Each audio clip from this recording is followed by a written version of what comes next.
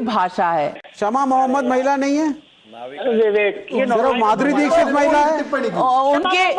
उनके ऊपर पर्सनल टिप्पणी तो किसी ने नहीं तो की। उन्होंने अगर रोहित शर्मा के ऊपर तो अच्छा वो महिला है तो हम सवाल ना पूछे कि वो रोहित शर्मा पर क्यों नहीं टिप्पणी। अब अगर वो राजस्थान वाले कांग्रेस के नेता बोलते हैं साहब की माधुरी दीक्षित अब वो इस वक्त उसमें नहीं है, तो आप कह रहे हैं महिला का सम्मान नहीं हुआ। और शमा मोहम्मद कुछ बोले तो आप कह रहे हैं आप उसको 1000 सवाल आप उससे पूछ रहे हैं।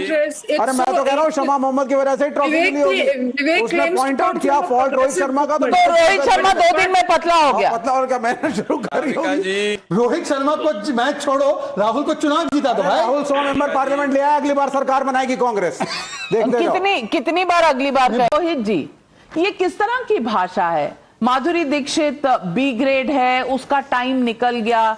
टाइम बहुतों का निकल गया है कांग्रेस पार्टी की लीडरशिप में भी, लेकिन बैठे हुए हैं।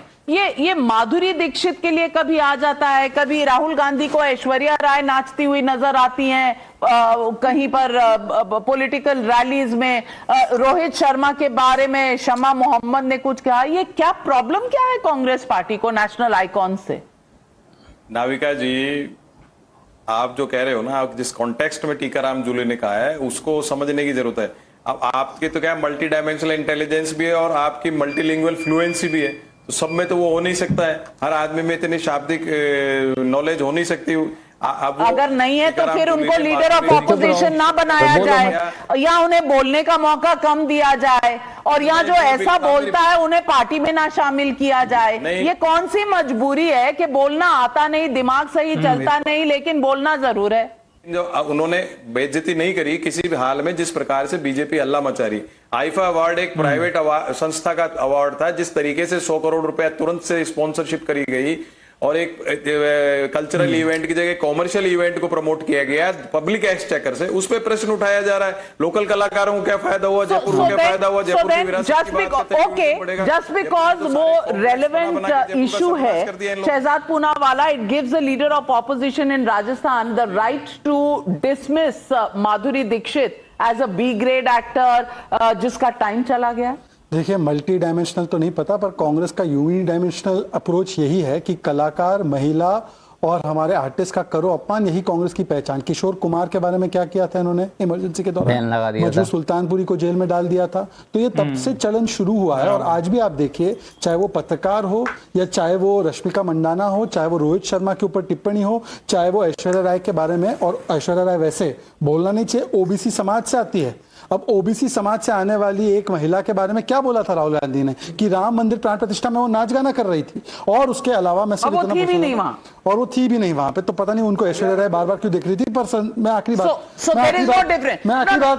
कहना चाहता हूँ, खत्म करना चाहता हूँ। इसी असेंबली में शांति धारीवाल ने कहा मर्दों का प्रदेश है इसलिए बलात्कार होते हैं। We have seen what has happened to Radhika Khera, we have seen what has happened in casting couch case in Kerala, and we have seen the number of statements made against women like Irfan Ansari. He says that a tribal woman is rejected mal. They have said राष्ट्रपति for Draupadi Murmu ji. तो चाहे वो महिला कलाकार हो, चाहे वो राष्ट्रपति हो, ये किसी को नहीं बख्शते, और ये महाराष्ट्र का अपमान है। कोई अपमान मैं इसको कहता हूं वैसे माधुरी दीक्षित देश की गर्व, देश का ज्ञान शान। विवेक Srivastava, you know what did you mean by the statement कि आलिया भट्ट तो थी ना, so what if Aishwarya Rai नहीं थी? राम जन्मभूमि का वो बिना शंका, how dare you talk about women like that? Women can take any career they want. It is about Bollywood stars like Alia Bhatt. So Bollywood stars आज पार्टी की नहीं है। आपने बॉलीवुड को इकट्ठा किया क्यों था? राम जन्मभूमि का आप जो है वहां प्राण प्रतिष्ठा कर रहे हो, बिना शंकराचार्य से पूछे कर रहे हो। बॉलीवुड का जमावड़ा मुकेश अंबानी बैठे हुए हैं, ममता कुलकर्णी जो है, ममता कुलकर्णी महामंडलेश्वर हो गई, दूसरे कैलाशानंद महाराज जी अंबानी को I don't know if this is making sense to anybody. Is it only about women or are they as dismissive about other people as well? Anand Ranganathan, Rohit Sharma is a case in point. Why is the Congress party allergic to achievers? No, Navika, let's be honest about it. There are 2 points out here and both of them merit going into. One, Congress party is not allergic to achievers. It is allergic to those achievers who do not crawl and grovel before them. That is the difference. Please understand. It is allergic to achievers who do not listen to them, who do not agree to whatever their Allergic to demands those who are Shehzad, self-made. my good friend, talked about Kishore Kumar. Absolutely right. Kishore Kumar was asked to grovel during the emergency. He refused. Same was the case with Majru Sultanpuri. Same is the case with every actor or achiever in every field. If he or she does not grovel before the Gandhi dynasty or the Congress like Vivek does, then it is kosher for them to be ridiculed, to be abused, to be insulted. That's point number one. नहीं है Second, शमा मोहम्मद महिला नहीं है Vivek, you know, सिर्फ माधुरी दीक्षित महिला है और उनके ऊपर पर्सनल टिप्पणी तो किसी ने नहीं तो की। उन्होंने अगर रोहित शर्मा के ऊपर तो अच्छा वो महिला है तो हम सवाल ना पूछे कि वो रोहित शर्मा पर क्यों नहीं टिक। अब अगर वो राजस्थान वाले कांग्रेस के नेता बोलते हैं साहब की माधुरी दीक्षित अब वो इस वक्त उसमें नहीं है तो आप कह रहे हैं महिला का सम्मान नहीं हुआ और शमा मोहम्मद कुछ बोले तो आप कह रहे हैं आप उसको 1000 सवाल आप उससे पूछ रहे हैं।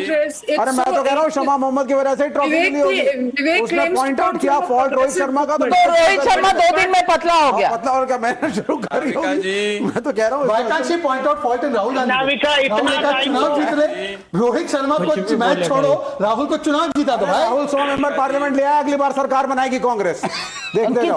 कितनी बार अगली बार कहेंगे भारत आप की बात कर रहे हैं, किसकी बात कर रहे हैं? इशू अद्वैता कला नाविका मुझे time he I mean, this is the thing, right? I mean, Vivek says he comes from a progressive party and progressive thought process, but here you have the leader of opposition saying that being so ageist, so sexist. Oh, she's past her prime, she's past her best by date. I mean, who the hell are you to talk like that about a woman? Navika ji. On a public. 1 minute Anand Ranganathan। It's not sexist to say that a woman is past her prime. No, it's So not. you will define He's as a saying man. it in perspective of No, her you acting say that, career. huh? He's saying it in And He's perspective of doing, her acting career. he's doing a great acting career even today, sir.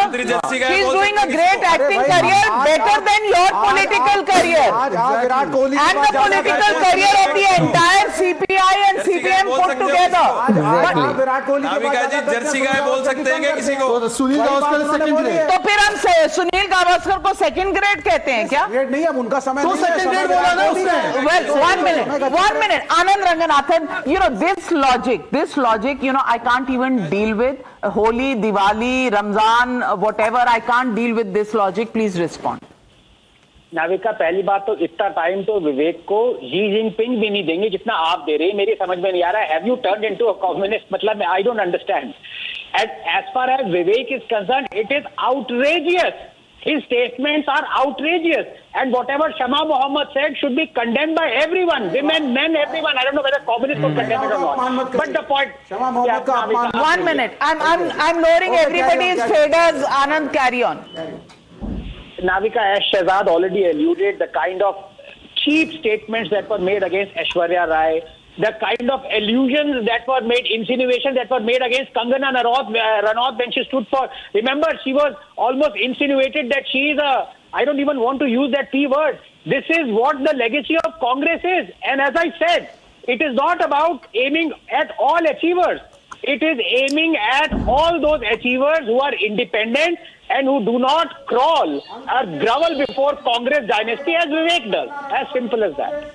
Very good. Unconditional apology पे Kangana Ranaut Very ने court में आकर good. के माफी मांगी To है। me, Mr. Javed Akhtar is genius. The way he writes, the way he, speaks, his body of work, surpasses many others in this. He's an icon, of course. Of course, if anybody says anything wrong against him, I have a problem with that as well.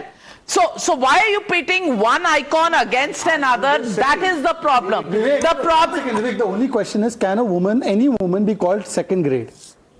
Would you call it? He said it in context. There is a context There that is justifies no, it. there is Which no context justifies calling a woman context. second There is no context that can justify calling any woman, least of all Madhuri Dixit, a second grade past her prime actor. Well, full stop. That's where the story ends. The Congress better get its troops in order and teach them a thing or two on public speaking and how to choose their words. If language skills are something that are not up to them, well, classes can be arranged. I'm sure the Congress party can do that. Well classes से भी काम। जैसा कि आपने देखा होगा कि विवेक श्रीवास्तव हर बार negative मुद्दे को ही ज़्यादा पकड़ के रखते हैं और उसी को समाज के सामने प्रस्तुत करना चाहते हैं। पर समाज के लोग हैं कि जब ये वीडियो डाला जाता है तो विवेक श्रीवास्तव को कई गालियाँ भी पड़ती है और कई गंदे कमेंट का सामना भी करना पड़ता है। ऐसे में विवेक श्रीवास्तव को बदलना चाहिए, समाज भी बदला है और उनको भी बदलना चाहिए, ऐसी राय बहुत सारे कमेंट वाले देते रहते हैं। अब देखो कि जो बयान दिया था शमा मोहम्मद ने कि रोहित शर्मा मोटा है, अमका है, धमका है, बहुत सारा उन पर प्रेशर भी बना कि उन्होंने रोहित शर्मा के कुछ परफॉर्मेंस देखे। पर रोहित शर्मा एक अच्छे बैट्समैन भी है और वो ज़रूर भारत को जीत दिलाएंगे और उसी तरह हुआ भी। बाद में जीत मिलने के बाद शमा मोहम्मद ने अपना बयान बदला, जो कि एक आश्चर्यजनक भी है, क्योंकि विवेक श्रीवास्तव कह रहे थे कि माधुरी दीक्षित ने भी ऐसा बयान किया था, तो शमा मोहम्मद ने क्या बुरा कहा था? शमा मोहम्मद ने तो सही कहा था। तो इसी पर ये झगड़ा हुआ और झगड़े का साफल्य कुछ भी नहीं है। झगड़े का साफल्य यही है कि कौन अच्छा है कौन गलत है, इसी का परिचय हो जाता है डिबेट से। आपको क्या लगता है कि कांग्रेस पार्टी कभी सुधरेगी या बीजेपी उनको सुधारने में सफल नहीं हो रही है? हालांकि बीजेपी किसी को सुधारने का ठेका भी नहीं लेती और कांग्रेस भी बदलने का जज्बा नहीं रखती। ऐसे में अब देखते हैं कि किसका पलड़ा भारी रहता है और हल्का रहता है। फिलहाल इस डिबेट में इतना ही, मिलते हैं अगली डिबेट में। तब तक के लिए जय हिंद, जय भारत।